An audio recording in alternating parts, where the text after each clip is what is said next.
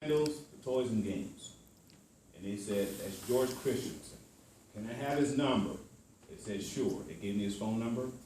I called his office, and he said, I got him on the phone. Today is much different, communication, email, all that kind of stuff. This is how it worked, and I'll tell you how it works today. I called his office, got his secretary, asked if he was in. She said yes, got on the phone. I said, look, Mr. Christensen, my name is Ken Johnson. I have a company called K&K International. I have a baseball game. You're going to love it. It's great. It's wonderful. I'd like to show it to you. He says, why don't you send it to me, along with your sell sheet. I didn't even know what a sell sheet was, but I played along. He says, I said, you know, I'm right here in Detroit. Why don't I just come by one day and just show it to you? He said, okay. And gave me an appointment. This was in September of 1980. I go there in September. Now, I don't know anything about the sales cycle or anything else. So retailers have a sales cycle. I didn't know this. So I go there in September of 1980. And he looks at the game. I learned so much from him. He actually becomes a mentor to me. He tells me what a sell sheet is, what I should have, who to talk to next. He told me to go talk to the people at Meyer. I talked to the people at Meyer. Wow. The guy bought it the first day I was there. Not the baseball game, but the card game.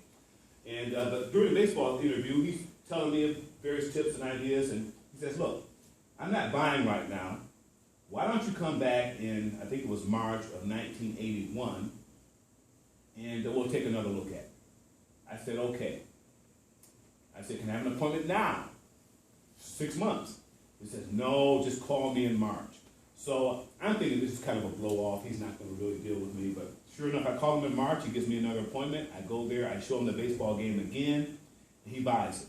And I work out the license deal at that time.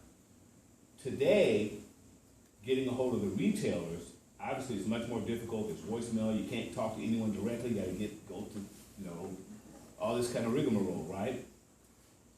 The way you get to the retailers today, though, is the same way. You still have to call and find out who the buyer is, and you can get that information. When you call and you get called on voicemail, you press 0. Eventually, you'll get to an operator, and you simply ask them who buys whatever it is. I helped another gentleman get a golfing device into Kmart a few years later after I got in, and we went through the same process.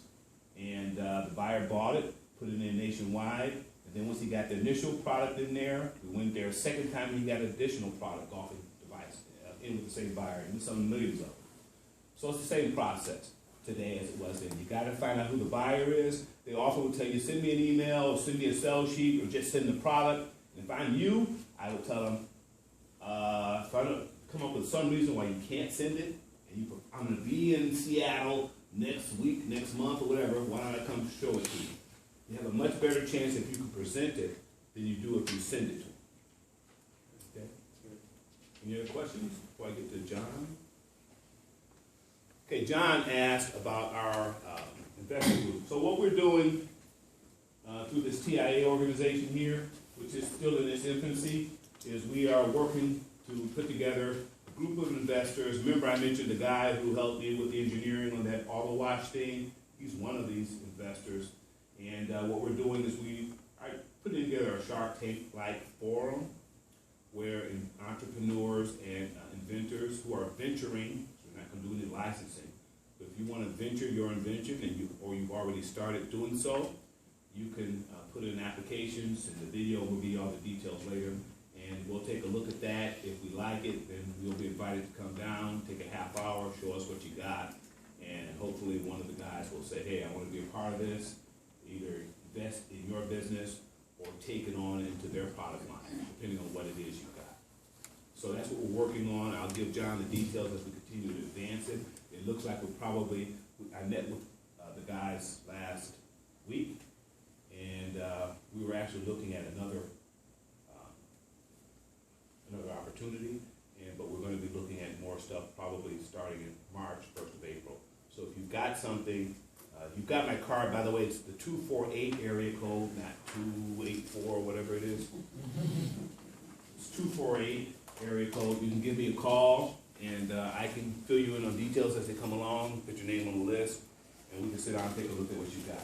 One thing we're not so interested in is being involved. And just had the other day a gentleman I met with, he wanted us to invest in his patent, to help him get a patent, and not interested in that sort of thing.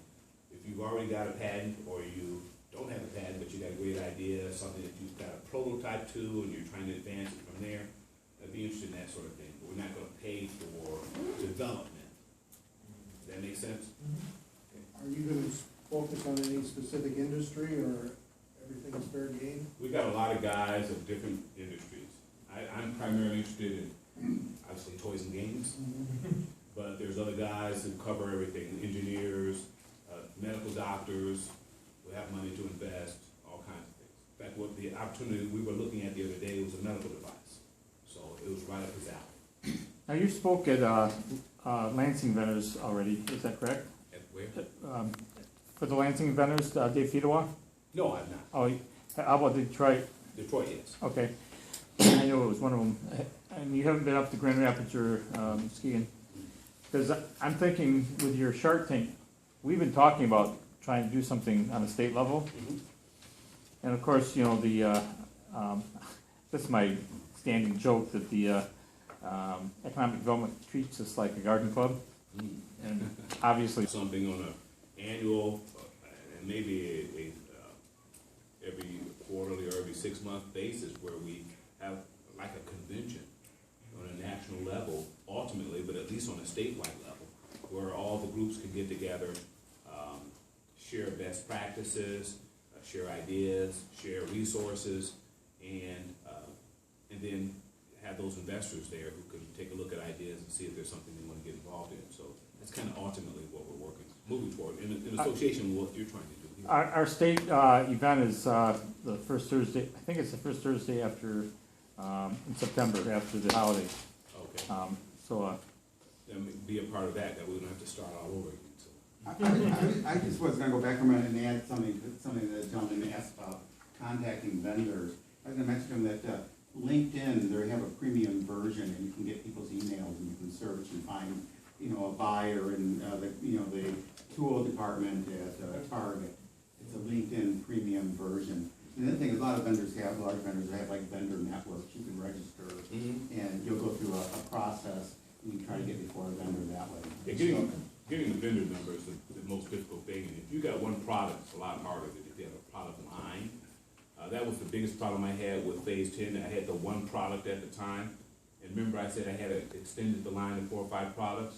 And part of that was out of necessity. It was a lot easier to get into retailers if you got more than one product.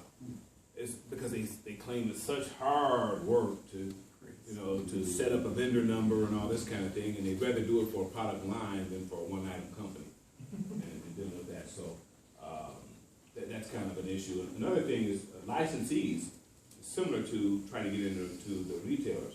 If you want to find a prospective licensee, a lot of them will have, even on their website, policy and procedure for looking at outside ideas. You can just go on there and follow the steps and get in with them.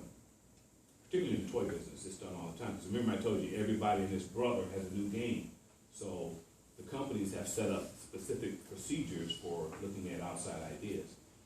One company I know gets 2,000 submissions a year. Any other questions?